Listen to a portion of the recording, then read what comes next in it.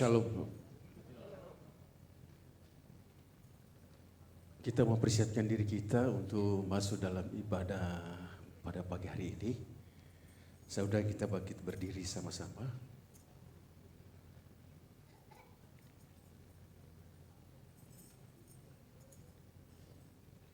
Pertolongan kita adalah dalam Tuhan yang menjadikan langit dan bumi. Sebab tidak semua orang yang berasal dari Israel adalah orang Israel. Juga tidak semua yang terhitung keturunan Abraham adalah anak Abraham. Tetapi yang berasal dari Ishak yang akan disebut keturunanmu. Artinya bukan anak-anak menurut daging adalah anak-anak Allah. Tetapi anak-anak perjanjian yang disebut keturunan yang benar. Saya mau bertanya, siapa yang sini anak perjanjian?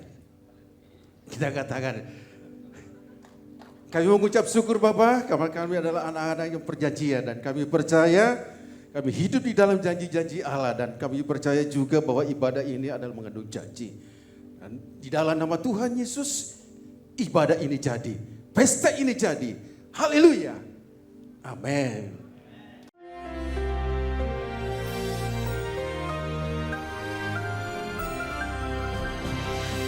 Shalom warga kerajaan, masih tentang bagaimana menghadapi peperangan rohani.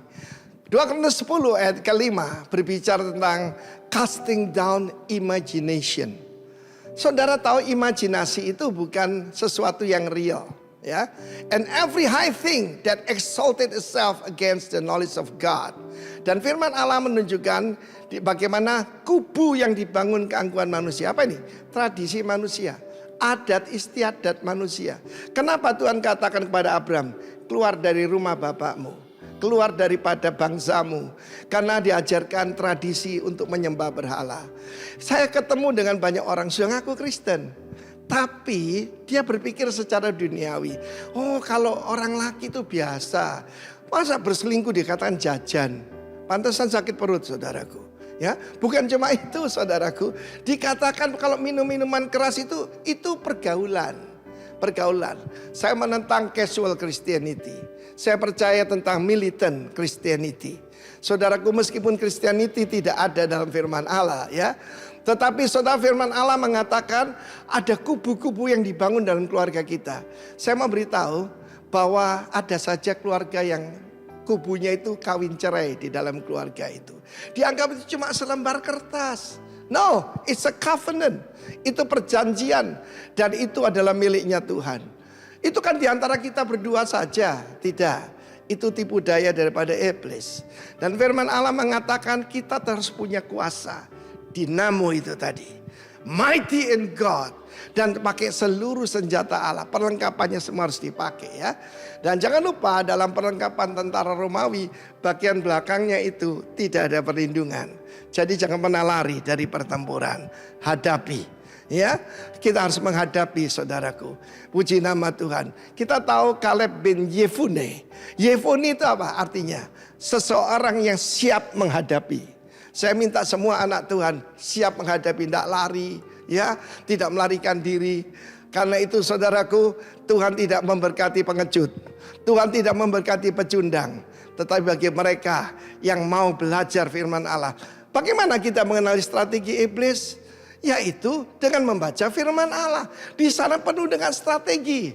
Salah satu buku yang saya baca adalah bagaimana Moshe Dayan, yaitu menghadapi musuh-musuh Israel tahun 67, 73 dan sebagainya. Dia membacanya di Alkitab. Bagaimana menghadapi keturunan Edom, bagaimana menghadapi keturunan Aram, bagaimana menghadapi ini, menghadapi itu, semuanya tertulis di sana. Jadi jangan terima Alkitab ini. Ada yang anggap Alkitab ini pil tidur, saudara. Ya, mau tidur tidak bisa baca kitab imamat. Jangan, saudara. Bahkan kitab imamat itu mengajarkan sesuatu yang luar biasa, yaitu holiness. Kita ini adalah umat yang kudus, kepunyaan Allah sendiri. Karena itu saudaraku, kubu-kubu yang dibangun iblis dalam keluarga kita, entah kawin cerai ataupun saudaraku kedagingan, kerakusan, kita buang semua dan kita menundukkan diri, segala pikiran kita menaklukkannya kepada Tuhan Yesus Kristus. Ayat 6 berkata, kami siap sedia menghukum setiap kedurhakaan bila ketaatan kamu telah menjadi sempurna. Siapa yang kita hukum? Diri sendiri. Ya, segala perlawanan kepada firman Allah. Saya begitu prihatin ketika ada seorang profesor yang pernah bicara di pertemuan seluruh STT Sekolah Tinggi Teologi Indonesia berkata bahwa ini Alkitab ini mengandung firman Allah. Begitu beliau duduk samping saya. Karena saya tuan rumah, saya tanya, Pak, bagaimana tulisan Rasul Paulus? Oh, kita harus debatkan dulu, kata beliau. Saya begitu sedih mendengarnya, saudara. Jangan tertipu dengan segala pengajaran liberal, segala pengajaran cessation yang mengatakan mujizat sudah tidak ada. Be mighty in God. God bless you. Amin. Shalom. Haleluya. Kita sampai di minggu terakhir bulan ini, saudara. Saya percaya bahwa kemurahan kebaikan Tuhan tidak pernah berhenti atas diri kita. Amin. Mari kita bangkit berdiri yuk. Salam beritos kiri kananmu, katakan, Allahku gunung batu keselamatan dan perisaiku. Haleluya. Beri tepuk tangan buat Tuhan kita yang dahsyat, yang ajaib. Hey. Hey. Oh, oh, oh, oh, oh.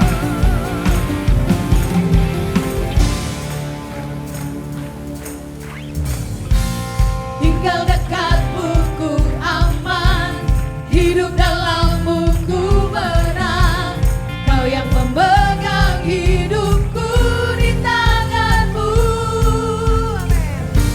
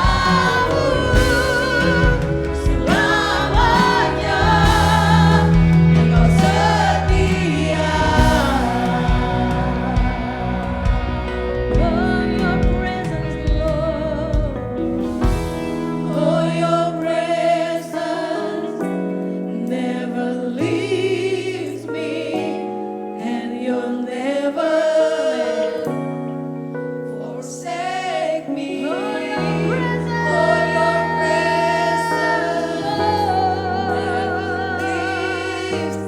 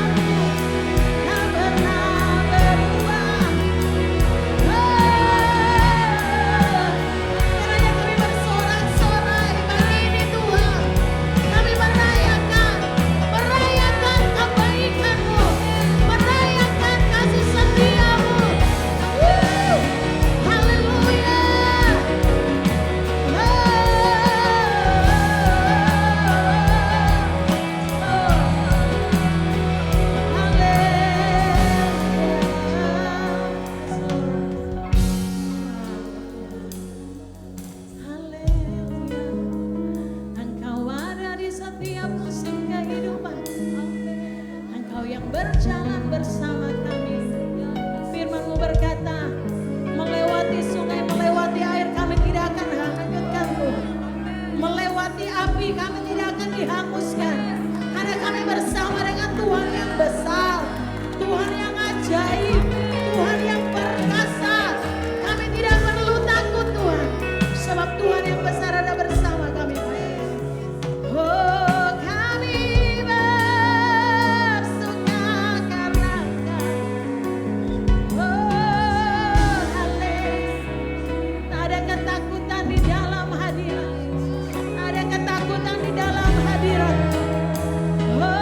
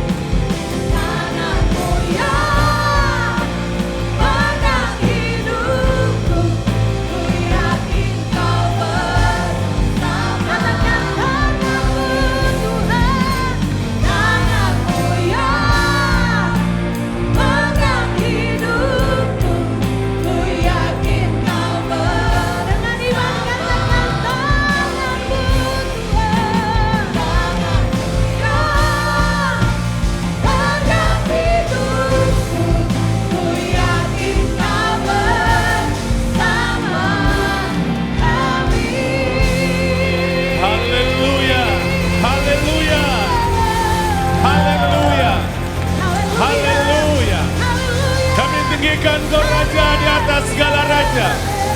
Kami muliakan Engkau Yesus Kristus Tuhan. Engkau dahsyat, Engkau luar biasa, Engkau perkasa, Engkau mulia. Terima kasih Tuhan, terima kasih. Bagimu hormat, pujian, kemuliaan kekal selama-lamanya. Anugerah-Mu begitu melimpah bagi kami. Hari ini kami boleh ada untuk merayakan kemenangan, merayakan sukacita, mengagungkan Raja kami yang besar, Yesus Kristus Tuhan yang ada di tengah-tengah kami.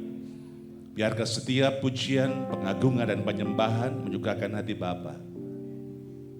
Dan tiba saatnya setiap kami mempersiapkan tanah hati kami untuk kembali ditaburi kebenaran firman-Mu. Hamba-Mu sangat terbatas Tuhan untuk dapat menyampaikan kata-kata kebenaran firman-Mu. Tapi kami percaya Roh-Mu yang kudus mengurapi hamba-Mu, membuat setiap umat-Mu dapat mengerti. Tolong hamba-Mu dapat mengkomunikasikan firman-Mu dengan bahasa yang dapat dimengerti oleh umat-Mu. Sehingga mereka akan dapat melakukan setiap apa yang menjadi kerinduan Bapa. Penuh syukur kami siap dengar firman-Mu. Di dalam nama Tuhan Yesus kami berdoa, terpujilah Tuhan. Haleluya. Amin. Silakan duduk kembali Bapak Ibu Saudara. Puji Tuhan. Salam. Iya. Senang bersama dengan Bapak Ibu Saudara di tempat ini. Ini kali pertama saya berkhotbah di tempat ini. Ya, bersyukur, terima kasih kepada para penatua hamba Tuhan yang ada di tempat ini yang beri kesempatan buat saya untuk berbagi kebenaran firman Tuhan. Terima kasih juga kepada Pak David dan Ibu Lili yang mengantar saya ke tempat ini. Tuhan berkati. Saya percaya bahwa anugerah Tuhan begitu melimpah bagi setiap kita ya. Sebelum menyampaikan firman Allah mungkin sedikit perkenalan lah ya. Kalau melihat dari flyer yang ada, Bapak Ibu berpikir bahwa saya adalah orang Bali. Ya betul ya, nama Ketut. Tapi saya terlahir bukan sebagai orang Bali, tapi saya terlahir sebagai orang Jawa. Kenapa begitu? Ceritanya panjang Bapak Ibu Saudara ya, nggak usah dibahas. Oh ada saudara saya di situ, haleluya. Ada Pak Penli rumahnya. Iya, iya.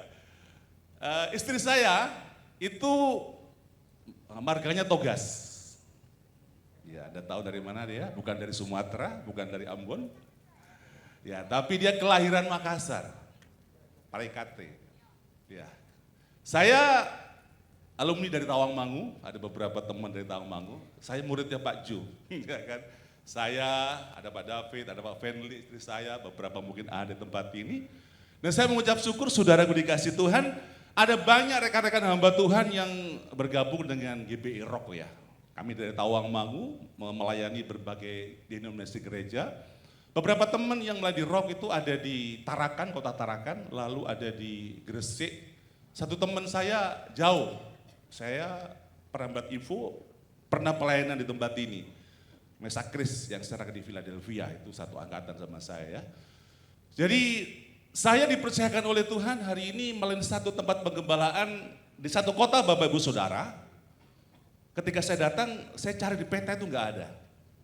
Ya, kotanya itu bernama kota Tanjung Redep. Mungkin beberapa di antara kita baru dengar ya.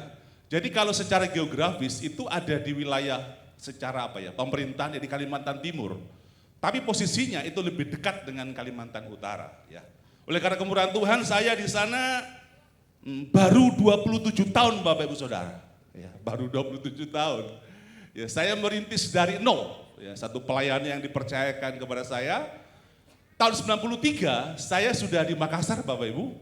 Saya diminta oleh Pendeta Paulus jadi dia untuk membantu pelayanan di GBT Petra dan diutus oleh Om Sem Sokota pergi ke Makassar. Ya. Di surat kontraknya 2 tahun, harus kembali. Saya datang bersama dengan Pendeta Moses dan Ubun, satu hamba Tuhan GBI di sini juga. Beliau kembali ke Jawa, saya tinggal di Makassar. Karena apa? Bukan karena istri saya, tapi memang karena Tuhan yang menempatkan saya di mana saya melayani. Bagi saya, dimanapun kita berada, kita melayani Tuhan yang sama. Pergi kemanapun juga, kita akan menghadapi hal yang sama.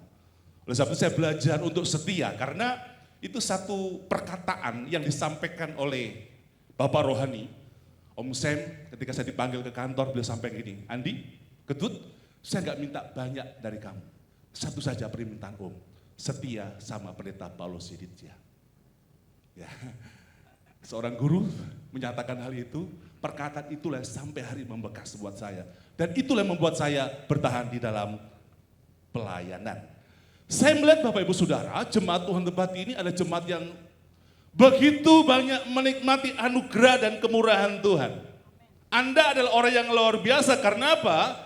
Saya sampaikan hal yang seperti ini bukan karena hari ini saya diutus, saya dipercaya melayani saudara. Tapi memang saya melihat anugerah yang Bapak Ibu terima itu sangatlah berbeda dengan anugerah dari hamba para pelayan atau jemaat Tuhan di tempat-tempat yang lain. Anda ditempatkan di satu tempat pengembalaan saudara di gereja lokal di mana kita tahu siapa yang menjadi mentor, siapa yang menjadi gembala, siapa yang menjadi pemimpin di tempat ini. Ya kan? Siapa nggak kenal Pak Arifin saudara? Ya. Siapa nggak kenal Pak Jo? Siapa nggak kenal Bu Ina saudara ya? Beliau adalah orang yang hebat, orang yang luar biasa. Doa saya adalah ketika kita ada di tempat yang seperti ini, jangan hanya kita merasa puas dengan apa yang kita dengar, tetapi memiliki sebuah kerinduan bahwa apa yang disampaikan oleh para pengajar tempat ini boleh kita mengerti. Selanjutnya dapat kita lakukan. Karena yang membuat benih itu bisa berbuah-buah adalah bukan sekedar mendengar, tapi mereka sampai kepada tahap mereka mengerti. Saya melihat saudara bahwa ada banyak orang ke gereja pun banyak nggak mengerti. Ya. Satu saat kami kerja ya menyelesaikan. Jadi kalau hamba Tuhan di daerah itu saudara Pak Penli sudah pernah ke Bero ya. Hamba Tuhan itu juga merangkap ya berbagai macam fungsi-fungsi ya. Karena untuk menghemat dana itu biasanya untuk mengerjakan gereja itu apa yang bisa dikerjakan kami kerjakan sendiri. Satu saat kami sempat membuat sebuah plafon saudara. Lalu ada jemaat yang hadir beberapa, lalu satu anak muda itu dinasehati oleh jemaat. Saya dengar nasihatnya 10 menit, 20 menit, hampir 1 jam dinasehati. Bagaimana dia harus ketika dipastori, bagaimana dia harus berlaku, harus bersikap, bagaimana ketika dididik, bagaimana responnya saudara ya. Lalu sekitar 1 jam saudara, bapak yang menasehati ini pulang. Lalu ketika bapak ini pulang, anak muda yang dinasihati ini lalu bicara sama satu pelayan Tuhan. Dia bilang begini, Kak, tadi bapak itu ngomong apa? Ngerti saudara? 1 jam berbusa-busa bicara, tapi anak ini nggak ngerti. Saya melihat saudara bahwa dalam gereja Tuhan pun ternyata juga ada yang seperti ini ya. Mereka mendengar tapi enggak mengerti. Saya percaya Roh Kudus memampukan kita, dapat membuat kita mengerti setiap kata demi kata yang ada dalam firman Allah. Hari ini saudara, tema di gereja kita berbicara tentang disiplin pikiran ya. Saya mengajak kita untuk melihat dalam Efesus pasal yang ketiga di ayatnya yang ke-20. Efesus pasal 3:20 firman Tuhan katakan seperti ini, bagi dialah yang dapat melakukan jauh lebih banyak daripada yang kita doakan atau pikirkan, seperti ternyata dari kuasa yang bekerja di dalam kita. Sekali lagi, bagi dialah yang dapat melakukan jauh lebih banyak daripada yang kita doakan atau pikirkan, seperti ternyata dari kuasa yang bekerja di dalam kita. Yang sering menjadi pertanyaan setelah kita mendengar firman Allah. Ya, dalam pemikiran kita adalah seperti ini. Apa mungkin itu terjadi? Ya, apa mungkin itu terjadi? Kenapa saya menyampaikan hal ini Bapak Ibu yang dikasih Tuhan? Firman Tuhan tadi mengatakan kepada kita bahwa Tuhan akan sanggup melakukan jauh lebih banyak. Dalam segala hal, dalam segala perkara, rancangan Tuhan bagi kita adalah jauh lebih banyak dari yang dapat kita pikirkan dan doakan. Dalam ekonomi, dalam bisnis, pekerjaan, pelayanan, apapun juga, Tuhan membawa gerejanya orang percaya menuju yang namanya kemaksimalan dalam kehidupan mereka. Sebab itu adalah kerinduan daripada Bapa. Tapi saudaraku dikasih Tuhan, dalam fakta dan kenyataannya, seringkali kita bertanya, apa mungkin itu terjadi? Ya saudara ya, apa mungkin itu terjadi? Karena apa? Yang kita hadapi ketika kita bicara soal bisnis saudara, saya merasa ya secara khusus Kalimantan, Hari-hari ini ekonomi itu lebih sulit dibandingkan saat corona. Ya, kalau air lebih mudah di Kalimantan daripada di Makassar. Ya. Sampai daerah Sabah, saudara, Sabah Malaysia itu teman para pengusaha di sana sampaikan sekarang bisnis lesu. Nah, menghadapi hal yang seperti ini ketika firman Tuhan datang kepada kita, apa mungkin buat Tuhan akan melakukan jauh lebih banyak? Terjadi sebuah peperangan dalam pemikiran kita. Ya, dalam rumah tangga keluarga, ya tentunya nggak akan selamanya bahagia. Kerinduan kita adalah rumah tangga yang bahagia. Tapi seringkali terjadi banyak para suami mendapati istrinya belum mengalami keubahan. Ya. Para istri mendapati suaminya juga seperti itu. Orang tua mendapati anaknya seperti itu. Sehingga pertanyaannya adalah, apa mungkin dia akan melakukan jauh lebih banyak? Ya, usaha mulai surut, mulai sepi, mulai sulit, mulai susah. Apa mungkin? Dan berbagai macam pertanyaan-pertanyaan yang lain, saudara. Karena apa?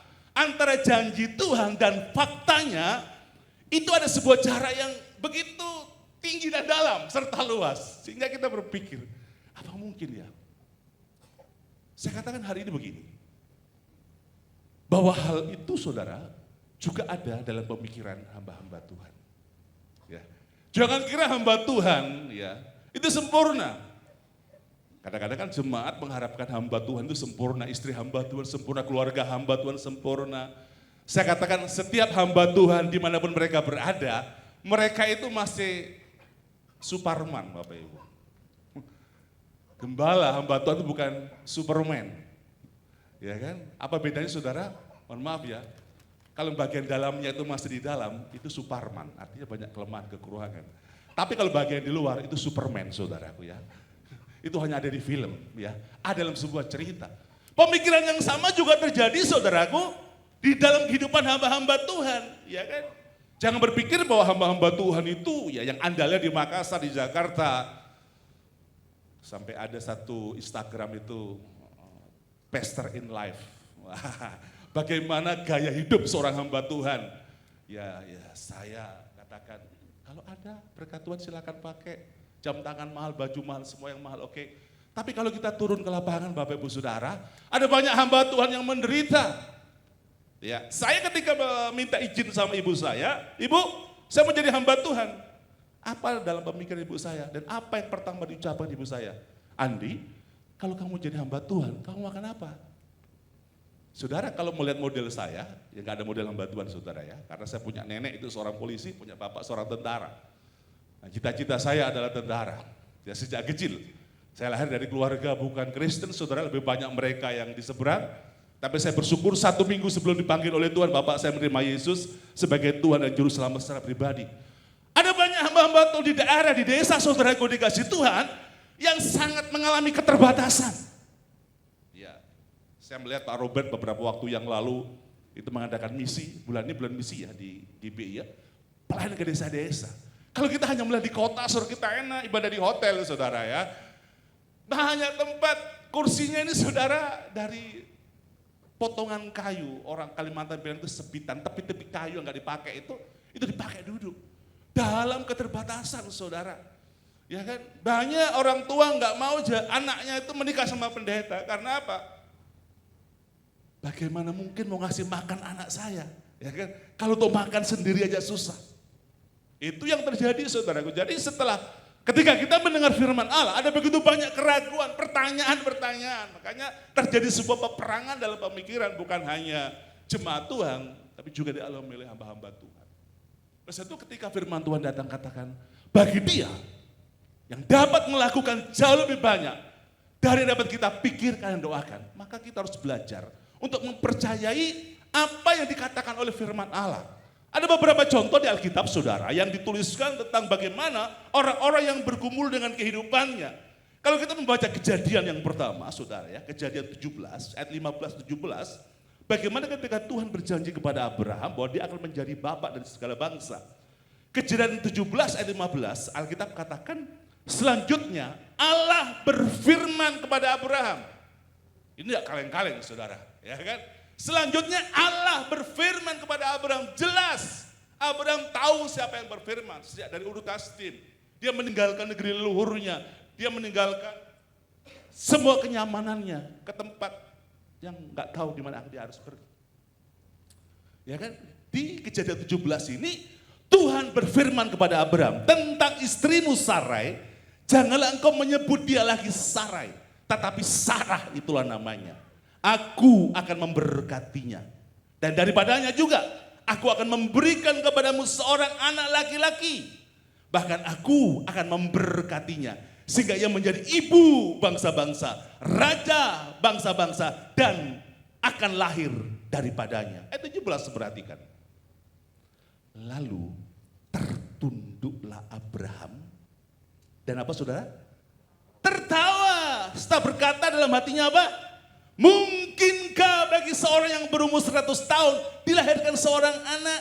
Dan mungkinkah Sarah yang telah berumur 90 tahun itu melahirkan seorang anak? Saudara, bapak orang beriman, ketika Tuhan datang berfirman, pikirannya berkata apa?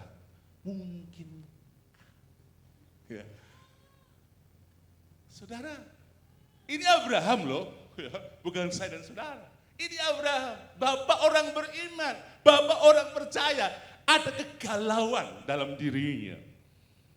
Tuhan berfirman, kamu akan menjadi bangsa yang besar. Istrimu akan melahirkan, menjadi ibu bagi raja-raja. Dia tertawa saudara.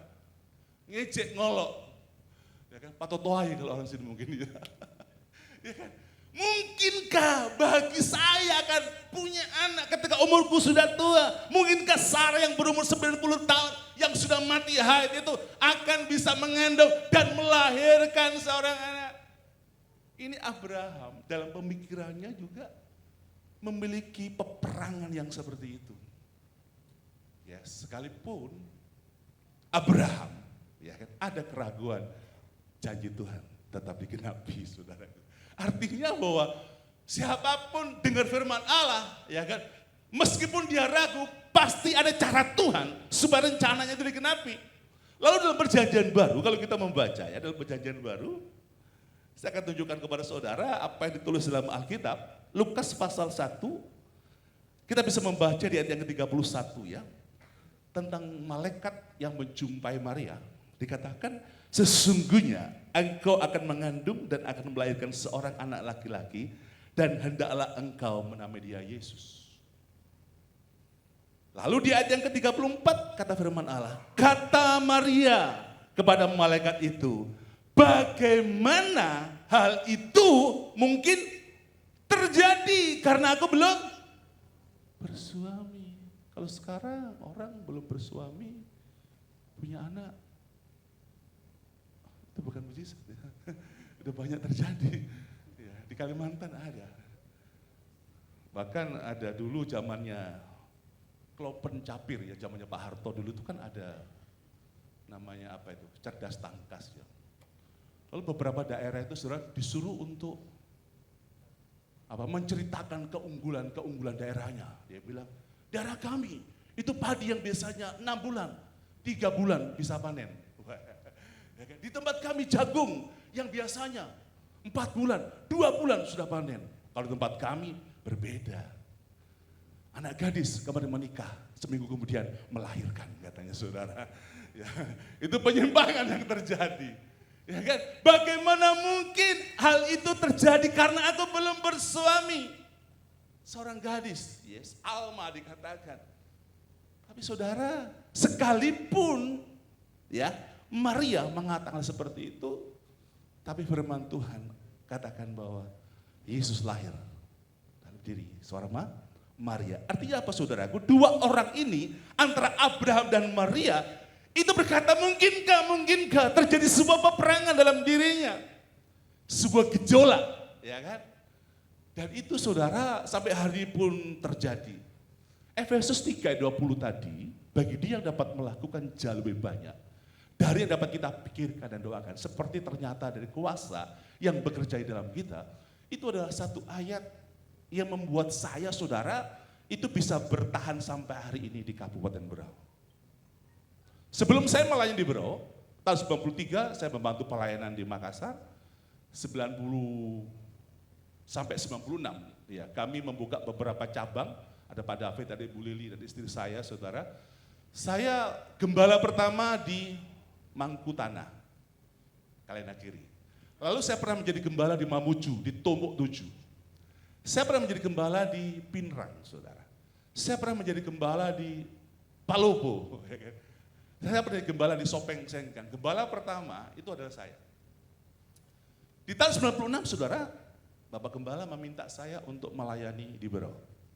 Pada waktu itu yang ada 4 anak muda dengan SK hanya 3 bulan. Kembali saudaraku dikasih Tuhan, rancanganku bukan rancanganmu, ya kan? Jadi saya berencana, ya, pemimpin berencana 3 bulan. Tapi Tuhan tentukan sampai hari ini mau 27 tahun, saudara. Itu karena Tuhan, dan ayat ini, saudara, menjadi dasar. Ayat ini menjadikan rema buat saya bahwa Tuhan akan sanggup melakukan jauh lebih banyak. Nah, saudara, tempat pelayanan kami itu dimulai tempat ibadah itu ukuran 2x2, 2x3, maafkan saya, 2x3. Anda bisa bayangin. Ya kalau GBI Rock membuka mungkin awalnya saya nggak tahu kisahnya bagaimana, tapi kalau saya melayani anak muda ukurannya 2x3, ya kan, sangat sempit, selonjor saja sangat susah, saudara, ya kan. 2x3, beberapa kali mau ditarik ke Denpasar, mau ditarik ke Jayapura, ke Merauke, beberapa tempat yang lain. Saya sampaikan kepada pimpinan, tidak Om, Tuhan panggil saya di Berau. Nah saudara, ketika saya mengatakan Tuhan panggil saya di Berau, apa yang bisa membuat saya bertahan? Ada janji firman Tuhan bahwa Dia dapat melakukan jauh lebih banyak. Meskipun hari ini ukuran tempatnya baru 2x3 dalam pelayanan saudara. Sekali lagi, banyak hamba-hamba Tuhan yang masih susah, sulit. Ya kan? Untuk makan saja susah, sulit. Kami beberapa kali, saya melihat seminggu sekali ada doa puasa tempat ini ya. Kalau kami sering yang namanya terpuasa. Betul saudara, terpaksa puasa. Ya. Uang yang seharusnya kami pakai untuk makan saudara, karena ada keperluan pembuatan gereja ya gitu ya, sederhana itu. Saya sekarang membangun yang ketiga kali. Ini pembangunan yang pertama. Seharusnya uang itu bisa kami pakai makan saudara. Tetapi ketika tukang minta, ya mau nggak mau saudara, uang untuk makan kita pakai beli sesuatu, barang itu. Pernah sampai nggak ada apa-apa saudara. Itu 4 hari.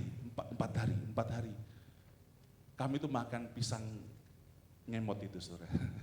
Pisang susu, pisang mauli. Waktu itu istri saya hamil, saudara. Anda bisa bayangin? Jadi sementara istri hamil, itu gara-gara saya juga, saudara ya. Ya kan? Gak ada makanan. Ya kan? Cari apa namanya ini, kangkung, saudara. Tuhan tolong. Jadi kalau mau kunjungan, saudara, sementara istri dalam keadaan hamil, kan biasa orang hamil kalau jalan gini, saudara. Jalan kunjungi. Kami mencari jiwa yang sesat, saudara ya. Kami tidak mencari jiwa yang lezat. Paham Pak ya? Mencari domba yang lezat, itulah kerinduan hatiku. Saya percaya GBI Rock tidak mencari jiwa yang lezat, tapi mencari jiwa yang sesat. Maka yang lezat pasti akan datang. Jalan kaki Bapak Ibu, jalan kaki. Tawar beca. Mang, kesana berapa? Daeng, 2.000, masih jalan kaki lagi.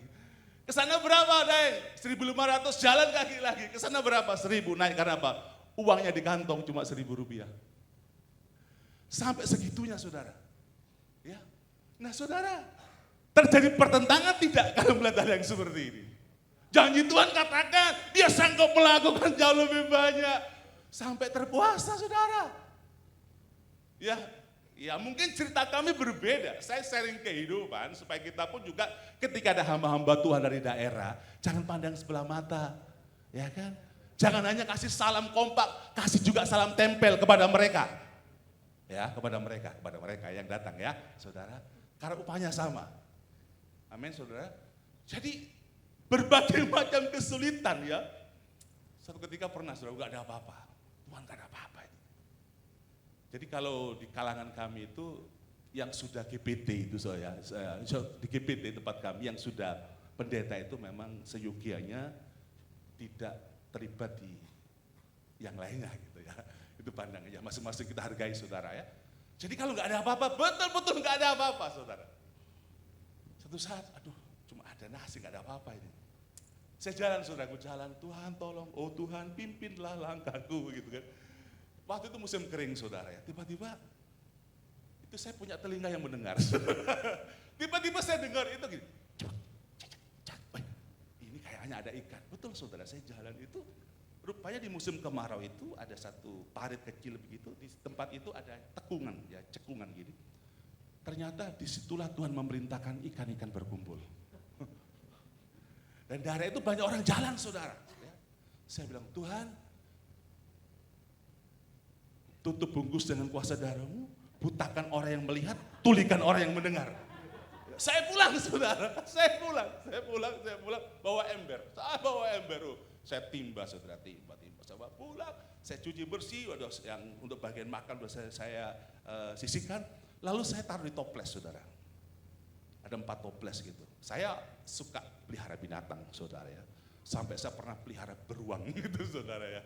Kalau binatang di tempat kami itu apa aja pernah saya pelihara. Nah waktu itu ketika saya taruh di toples, istri saya bilang gini, waktu itu saya sama istri dipanggil Koko, saudara, Koko ayam. Karena di Makassar kan banyak yang panggil Koko, saya dipanggil Koko. Kok untuk apa mau ke pelihara? Enggak, bukan untuk pelihara. Jadi toples 1 untuk hari Senin, Selasa, Rabu, Kamis saudara. Sampai segitunya, betul sampai segitunya. Dan ini sebuah peperangan terus terjadi dalam kehidupan saya saudara. Karena apa saudara? Karena janji firman Tuhan katakan, loh Tuhan firman-Mu mengatakan engkau akan membuat jauh lebih banyak. Tapi kenapa kenyataan seperti ini? Itu peperangan saudara. Sampai saya bilang kalau gini saya mau kerja beli bangunan lah. Ya kan, untuk cari bisa dapat uang makan. Itu saya bilang kalau gitu saya mau juga kerja. Mau jadi cuci baju. Ketika dia berkata, aku juga mau bantu cuci baju, sedih hati saya. Lalu saya bilang gini, enggak usahlah kita lakukan hal yang lain, kita layani saja. Kalau mati-matilah untuk Tuhan. Yang saya tahu bahwa janji Tuhan itu ya dan amin. Jadi salah satu kenapa saya bisa bertahan sampai hari ini. Bukan hanya firman yang mengatakan bahwa dia dapat melakukan jauh lebih banyak. Tapi juga saya melihat ada firman dalam 1 Korintus 1:9 bahwa Allah yang memanggil kamu kepada persekutuan dengan anak Yesus Kristus Tuhan kita adalah Allah yang setia. Dan kesetiaan Tuhan itulah yang sanggup untuk memelihara, sanggup untuk menyertai. Dan saya belajar terus saudaraku dari firman Allah meskipun antara fakta, ya antara firman dan kenyataan itu bertolak belakang. Nah, mencoba untuk menyelaraskan firman Tuhan ke dalam pemikiran kita itu bukannya hal yang mudah. Terbukti saudara, sampai 27 tahun penyertaan dan pemeliharaan Tuhan ada. Tuhan karunia kami itu 4 anak. Ya, anak pertama, anak kedua, anak ketiga. Ketiga-tiganya kuliah di Jakarta. 2 udah selesai. Ya, S1 psikologi dan S1 sastra Inggris. Yang satu sementara semester 7 sekarang magang di Bro, diambil PR saudara. Saya pernah ketemu dengan satu jemaat di kota ini, disampaikan gini, Pak Andi ini banyak duit ya. Haleluya, saya bilang. Kenapa Anda bilang saya banyak duit? Dia berkata begini Bapak Ibu, saya punya anak 1 Pak Pendeta, kuliah di Jakarta, pusingnya minta ampun. Ini Bapak 3-tiganya kuliah di Jakarta. Berarti kan Pak Pendeta punya duit. Saya berkata, puji Tuhan, haleluya. Saudara, secara manusia kami pun nggak mampu untuk menyekolahkan anak kuliah di Jakarta. 2 udah selesai. Tapi bagaimana bisa? Anak saya bisa selesai 2. Dan 1 sementara menempuh studinya. Karena mereka Tuhan tolong mendapatkan beasiswa penuh, full. Kami nggak bayar saudara. Dari jalur apa? Ya secara akademik lumayan lah IP mereka 38 sekian gitu. Tapi mereka dapat jalur dari prestasinya. Sejak kecil selatih mereka untuk bermain basket. Dan rupanya dari basket inilah kampus-kampus Jakarta membiayai mereka. Anak saya nomor 1 saudaraku, kalau secara kedokteran, ilmu gizi, dia kurang gizi. Iya kan? Mamanya jangan kamu beli susu. Yang ada itu tahu air tajin saudara, kalau masak nasi. Itu kan ada yang kental-kental, itu diminum saudara. Ya kan? Makan kangkung yang dari parit-parit. Tapi karena kemurahan Tuhan saudara, bahwa Tuhan memang benar sanggup melakukan jauh lebih banyak. Anak saya yang pertama tahun 2018 itu pemain terbaik basket mahasiswa se-Indonesia. Secara ilmu gizi, kurang gizi. Tapi kalau Tuhan kerjakan, dia sanggup melakukan jauh lebih banyak. Amin saudara, ini yang dikerjakan Tuhan. Ya sayang SEA Games yang lalu dia nggak bisa masuk, dia udah ada pelatnas, bahunya copot saudara. Ya, bahunya copot, ya, harus operasi. Dan saya melihat saudara, bahwa ini ada kemurahan Tuhan. Dari ukuran 2x3 saudara, tempat ibadah, puji Tuhan sekarang, bisa kami pakai beribadah. Ya, kami rancang untuk 3 lantai saudaraku ya, 10x22, masih terbangun 2 lantai, tanpa menjalankan proposal. Tanpa untuk mengemis dari satu tempat ke tempat yang lain. Saya yakin firman Tuhan datang saudara. Kalau Tuhan mau berkata, dia akan lakukan jauh lebih banyak, pasti akan dikerjakan. Tinggal bagaimana kita mencoba untuk mengerti apa sih maunya Tuhan, menyelaraskan firman-Nya dengan pikiran kita. Ya. Ada begitu banyak orang-orang yang pada akhirnya tinggalkan Tuhan. Kecewa sama Tuhan karena apa? Seringkali terjadi adalah firman itu berbeda. Nah, apa yang akan Tuhan kerjakan dalam hidup kita?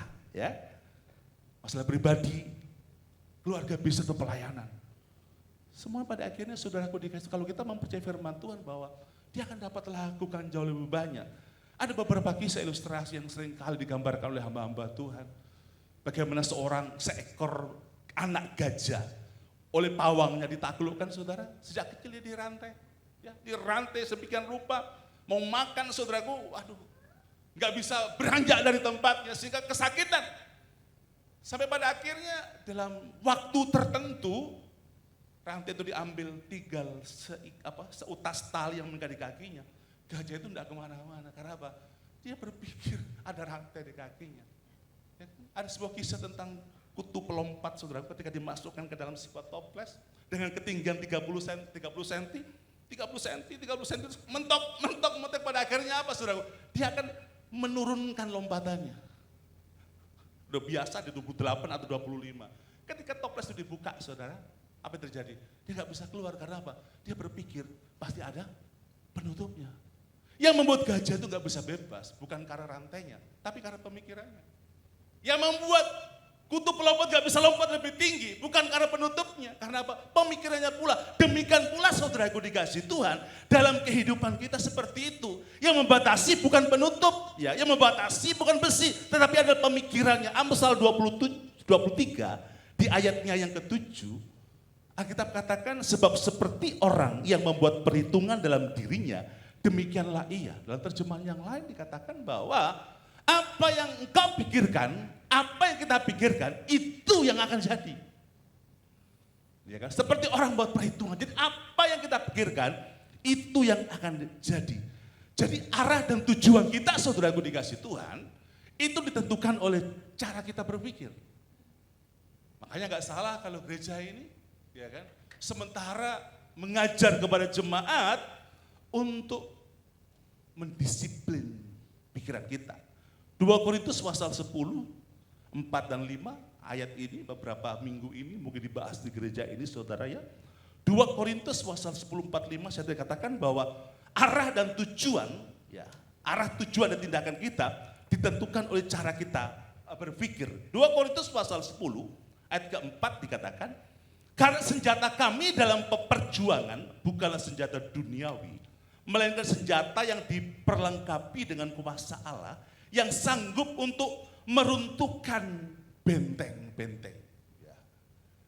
Bukan tumpukan batu bata, ya, bukan tumpukan batu sungai, tapi dikatakan meruntuhkan benteng-benteng, sesuatu yang besar dan kuat dan sangat sulit untuk diruntuhkan.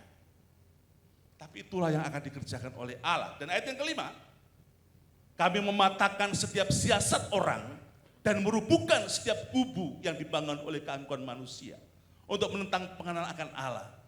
Kami menawan segala pikiran dan menaklukkan kepada Kristus. Ya. Saudara, kami menawan segala pikiran dan menaklukkan kepada Kristus. Pikiran yang selalu ya kan mengatakan apa mungkin, pikiran yang selalu mengatakan bagaimana caranya, apa bisa saudaraku dikasih Tuhan kepada pikiran Kristus, ya kan, yang dapat melakukan jauh lebih banyak. Jangan sampai gara-gara pemikiran yang salah, karya Tuhan tidak menjadi maksimal dalam kehidupan kita. Jangan sampai saudara, pemikiran yang salah karena ada benteng-benteng yang membentengi kehidupan kita sehingga apa? Dalam hidup kita, dalam usaha rumah tangga, nikah, pekerjaan apapun juga, kita mengalami berbagai macam kendala. Seperti gajah tadi, seperti kutu pelompat tadi saudaraku. Nah hari ini kalau kita belajar firman Allah, maka kita harus mengerti bahwa firman Tuhan itu iya dan amin. Bagaimana kita menaklukkan pikiran kita kepada pikirannya Kristus. Pikiran yang berkata mana mungkin apa bisa kepada pikiran yang dia dapat melakukan.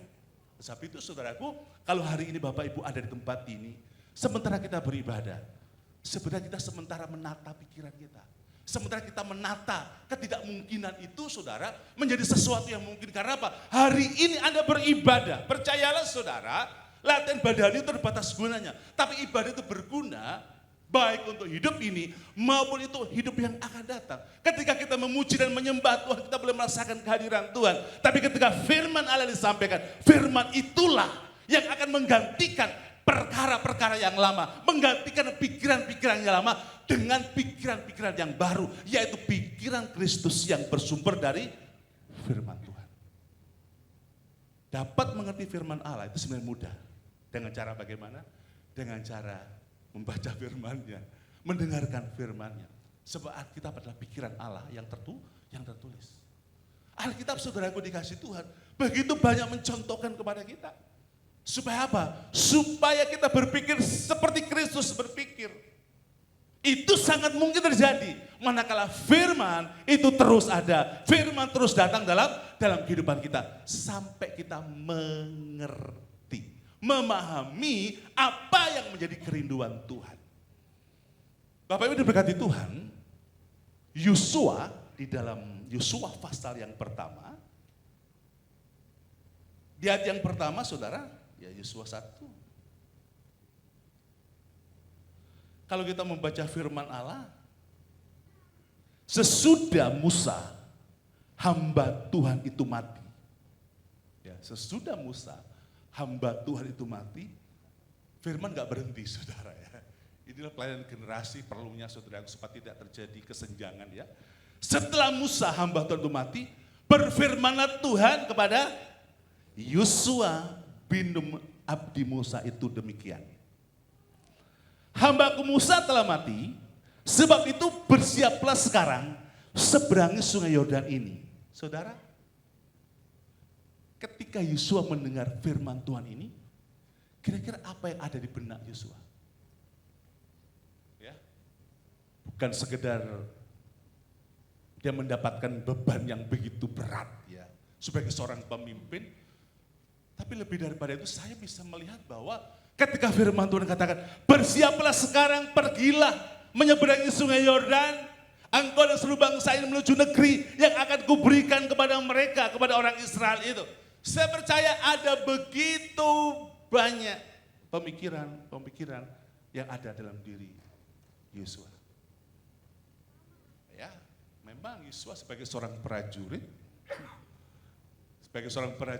bukan hanya dia taat kepada Musa, lebih daripada itu dia taat juga kepada Tuhan. Sebagai seorang prajurit, dia nggak mungkin berkata tidak. Ya, tetapi manakala firman Tuhan, seberangilah sungai Yordan itu, tentulah dalam pemikiran Yosua ada begitu banyak apa? Pemikiran.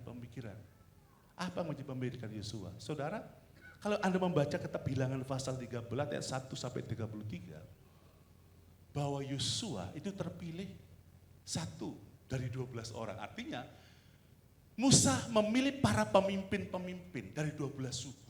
Dan salah satu Yosua terpilih untuk mengintai negeri perjanjian itu saudara. Dia melihat Bagaimana hasil tanahnya? Bagaimana keadaannya? Anda tahu kan? Ya kan? Waktu mereka kembali dari 12 itu kan terpecah menjadi 2. Ya kan? Yosua dan Kaleb melihat memang benar. Ya Yosua, Kaleb melihat apa yang terjadi. Itu berbeda dengan 10 orang melihat. 10 orang berkata, memang tanah itu luar biasa, hasilnya luar biasa. Tapi kita nggak bisa masuk. Ya kan? Pasti kita kalah. Kami melihat diri kami itu seperti belalang. 40 hari mereka ada di negeri pengintaian itu, saudaraku ya. Pulang udah masuk di dalam konsep, dalam pemikiran daripada Yosua dan teman-temannya ini. Sampai pada akhirnya terpecah 2. Yang 10 dan 2. Yang 10 mengatakan enggak mungkin, yang 2 mengatakan mungkin. Secara demokrasi pasti yang menang 10. Betul gak saudara? Tapi kenapa saudaraku Yosua bisa masuk?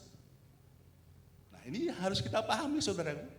Seringkali yang terjadi dalam pemikiran kita, itu kita kan mengikuti mayoritas. Apa kata orang banyak? Belum tentu apa kata orang banyak itu adalah apa kata Tuhan. Pikiran orang banyak berbeda dengan pikirannya Tuhan. Sekalipun orang banyak mengatakan tidak mungkin, Yosua dan Kaleb, dia selaras dengan pikirannya Tuhan. Maka Yosua dan Kaleb bisa menikmati negeri perjanjian itu. Nah ini yang harus kita pahami saudaraku. Jadi Yosua sebenarnya itu berperang dengan pikirannya sendiri. Ketika firman Tuhan katakan, bersiaplah seberangi sungai Yordan untuk masuk ke negeri yang kujanjikan itu. Dalam diri Yosua itu berkecamuk berbagai macam peperangan saudara. Ya, beberapa peperangan. Apa mungkin Abah bisa? Ya kan? Dia berperang dengan pikirannya sendiri. Karena sudah melihat TKP. Ya kan? Tempat kejadian perkara dia lihat, orang-orangnya gimana. Enggak mungkin secara hitungan matematika, enggak mungkin memang. Apalagi teman-teman juga mendukung saudaraku. Ya kan? Nah saya katakan pada kesempatan hari ini, dalam keadaan yang seperti ini saudaraku, dalam Yosua pasal yang pertama 69, kita dapat melihat sini apa yang Tuhan rancangkan, ya, apa yang Tuhan firmankan. Kita bisa membaca di mulai ayat yang ke-6. Kuatkan dan teguhkan hatimu. Ya. Sebab engkaulah yang akan memimpin bangsa ini, memiliki negeri yang kujanjikan kepada bersumpah kepada nenek moyang mereka untuk diberikan kepada mereka. Ayat yang ke-7. Hanya kuatkan dan teguhkan hatimu dengan sungguh-sungguh bertindak hati-hati sesuai dengan seluruh hukum yang telah diperintahkan kepadamu oleh hambaku Musa. Jangan menyimpang ke kanan atau ke kiri supaya engkau beruntung kemanapun engkau pergi. Ayat 8 saudara. Ya. Jangan lupa memperkatakan kitab Taurat ini, tapi renungkan itu siang dan malam. 9. Bukan telah kuperintahkan kepadamu, kuatkan dan teguhkan hatimu. 3 kali Tuhan bilang, kuatkan, teguhkan hatimu, kuatkan, teguhkan hatimu, kuatkan, teguhkan hatimu. Di ayat yang ke-8 Tuhan bilang, jangan lupa memperkatakan kitab Taurat ini dan merenungkan itu siang dan malam. Maksudnya apa saudara?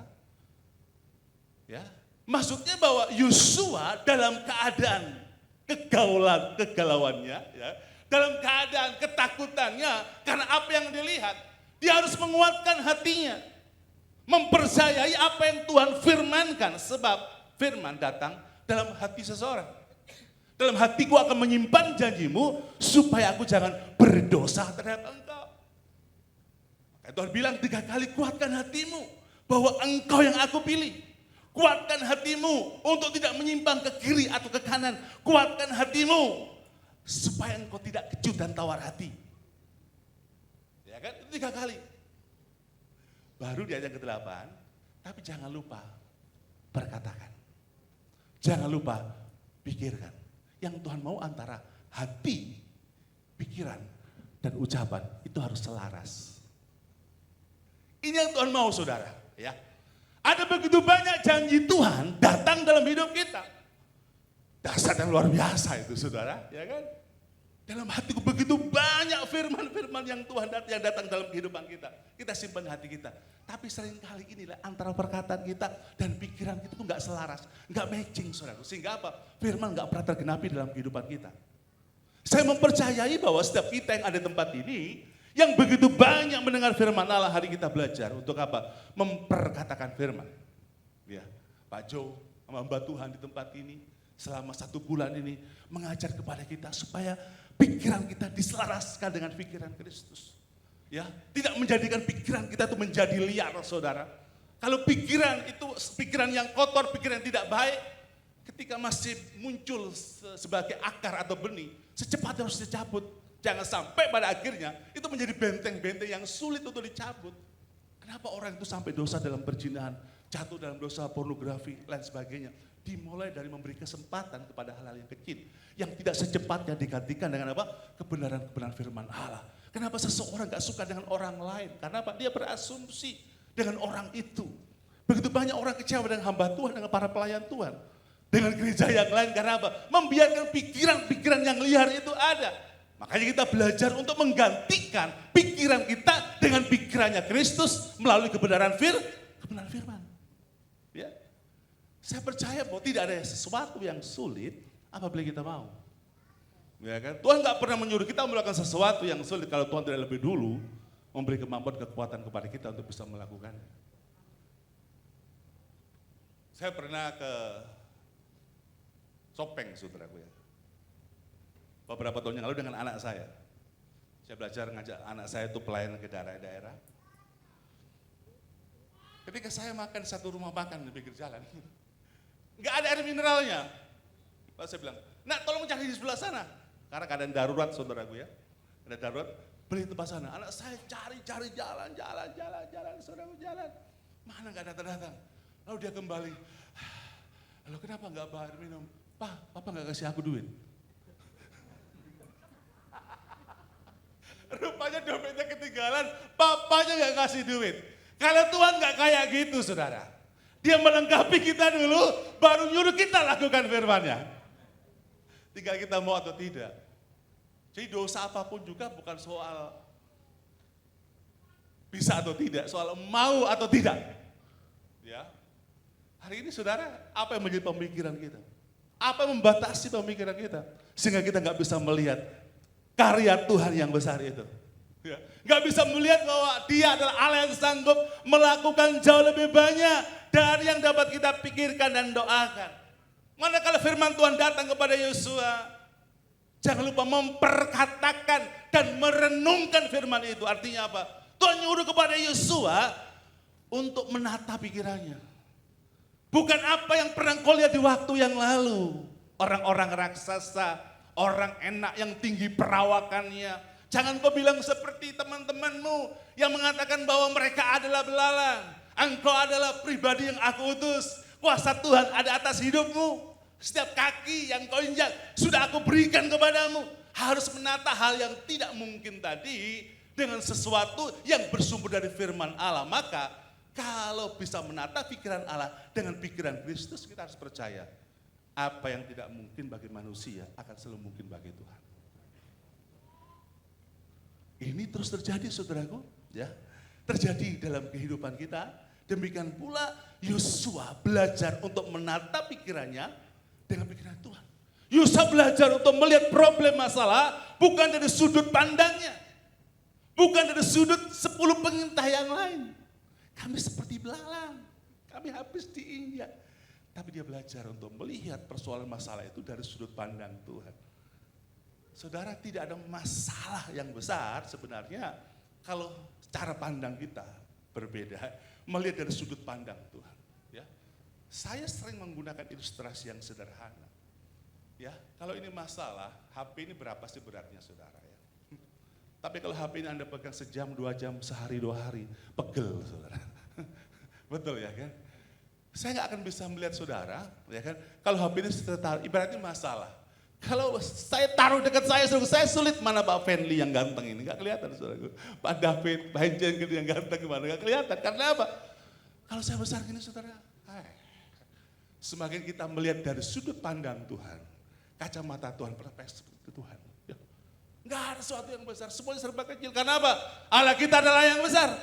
Dia sanggup melakukan jauh lebih banyak dari dapat kita pikir dan doakan.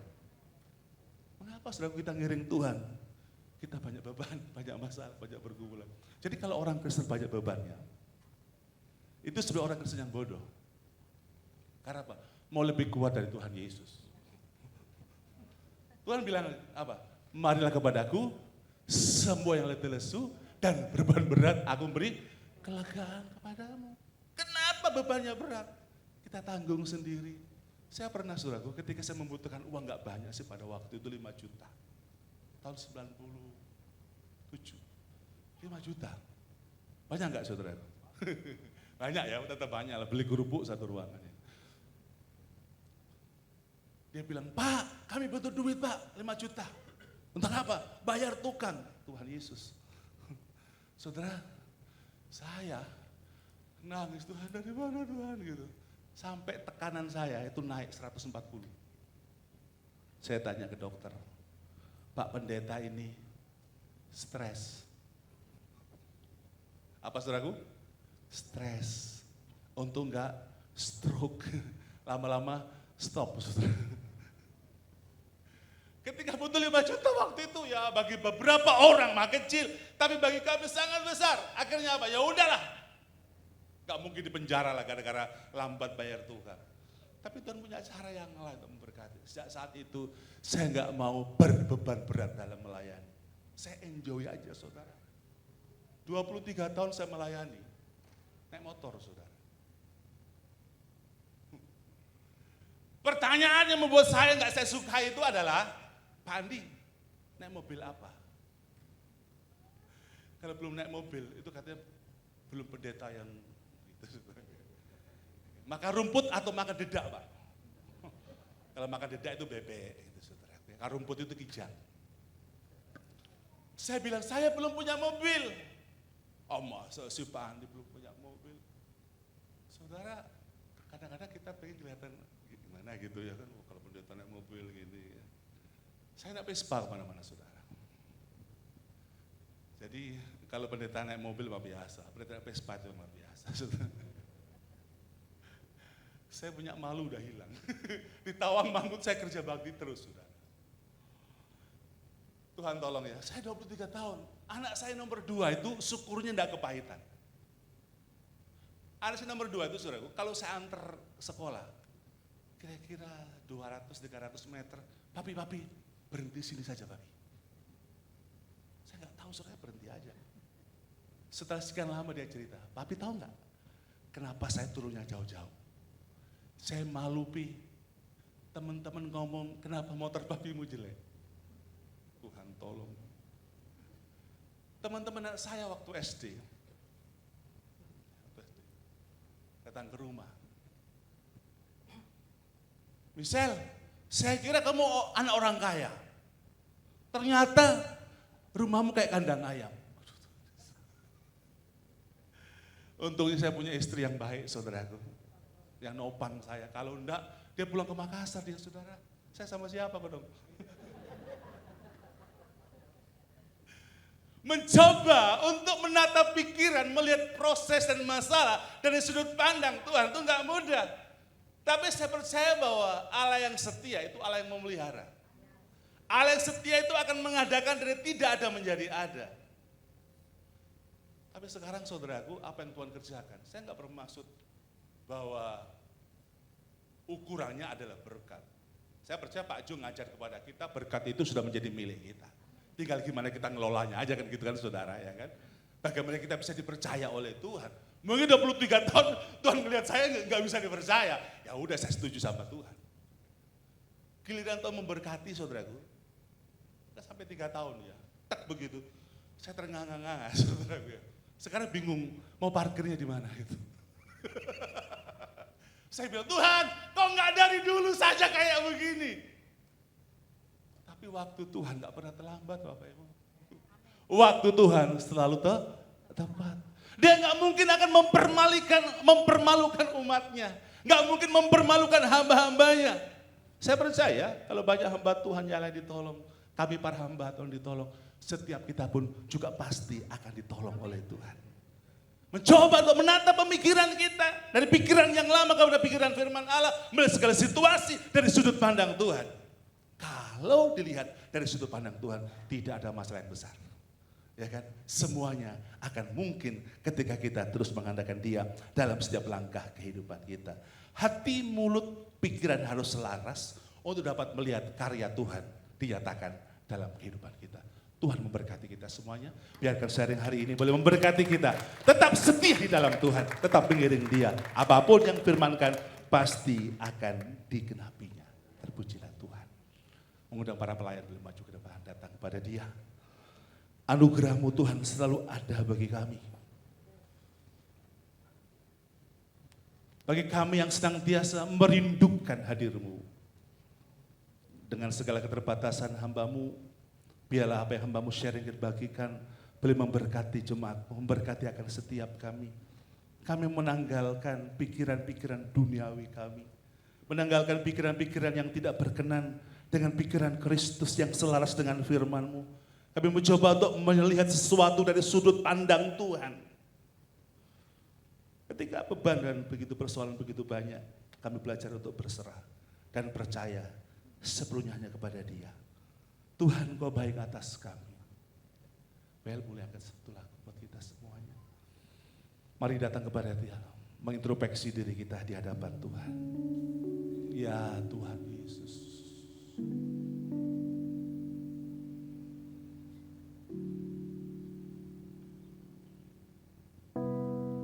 Terima kasih Tuhan.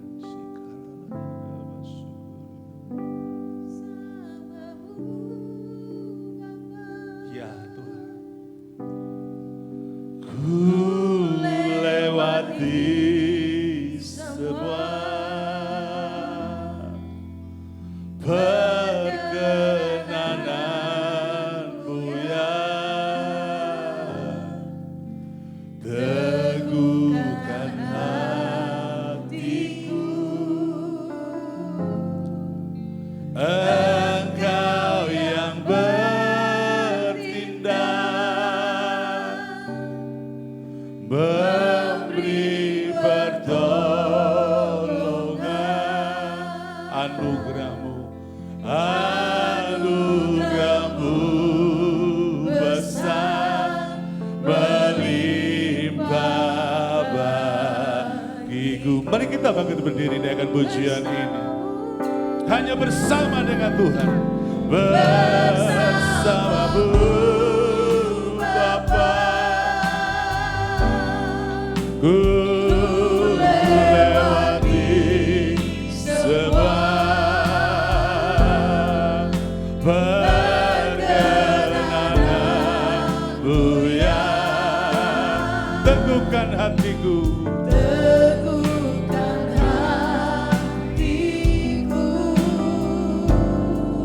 Engkau yang bertindak, memberi pertolongan. Amin.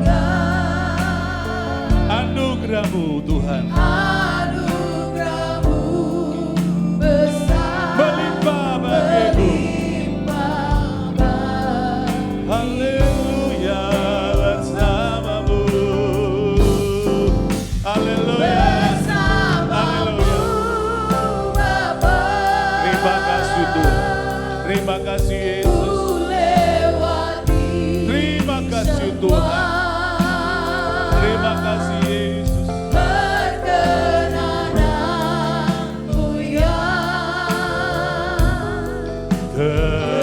Teguhkan hatiku. Engkau yang bertindak, memberi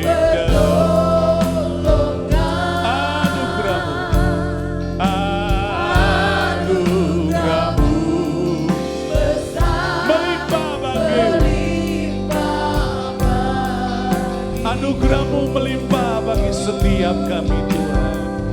Yesus, anugerah-Mu besar, anugerah-Mu melimpah, anugerah-Mu melimpah. Terima kasih Tuhan. Anugerah-Mu besar, melimpah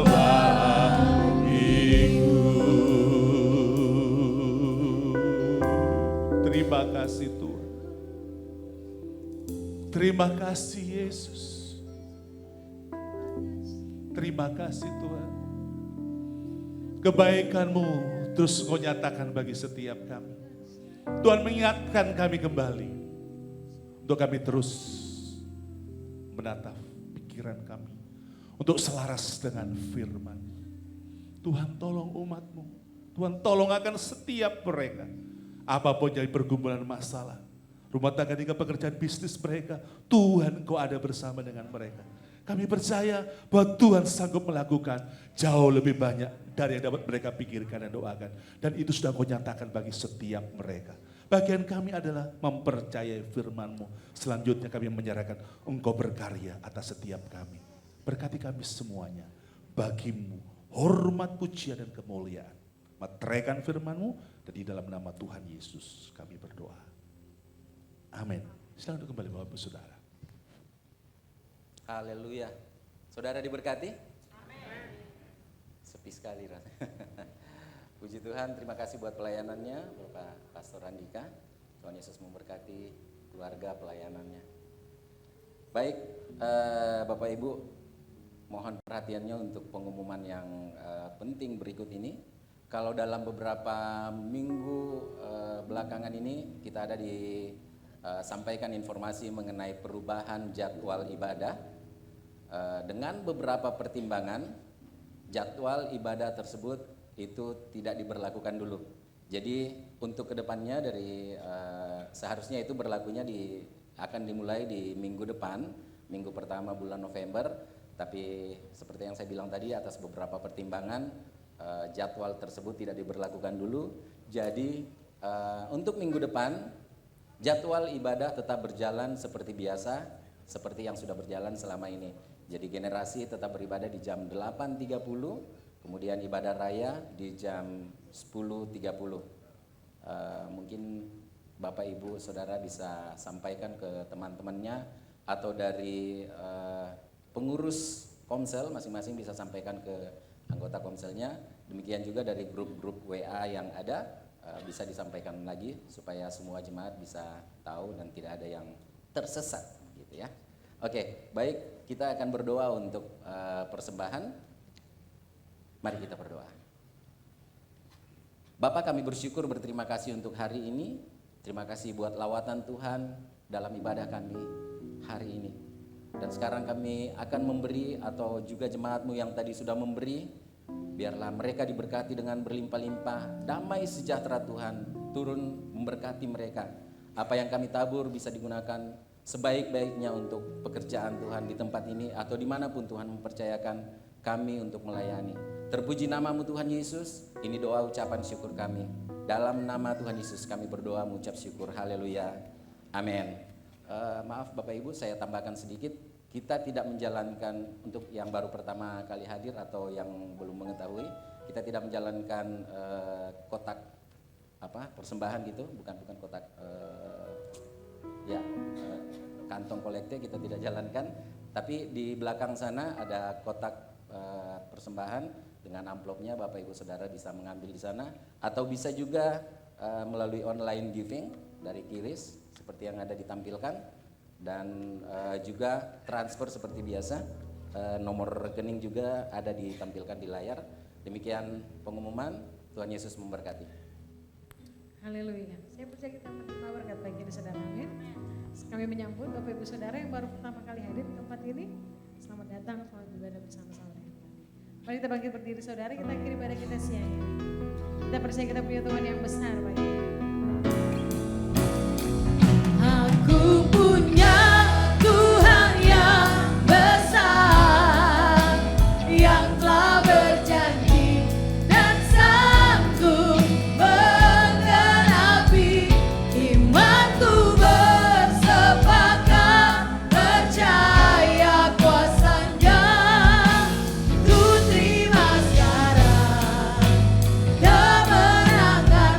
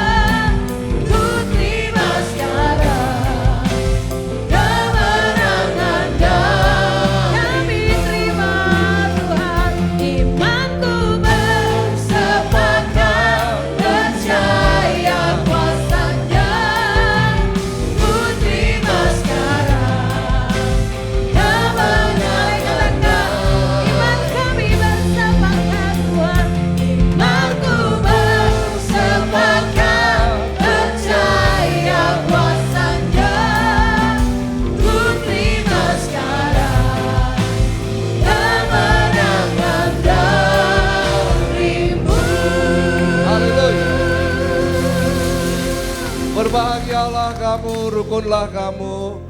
Ketahuilah bahwa Tuhan itu baik. Amin. Bahwasanya kasih setianya tetap untuk selama-lamanya. Penyertanya sempurna atas kehidupanmu. Diberkati hidupmu, diberkati hidup nikahmu, diberkati keluargamu, diberkati studi pekerjaanmu, diberkati apa saja yang kau perbuat untuk kemuliaan nama Tuhan. Tuhan memberkatinya. Kau sehat kuat, engkau untuk kemuliaan nama Tuhan Yesus. Dan sekali percaya Yesus tetap untuk selama-lamanya. Dan di dalam nama Bapa, Putra, dan Roh Kudus. Dan di dalam nama Tuhan Yesus Kristus. Yang percaya katakan amin. Tuhan Yesus memberkati.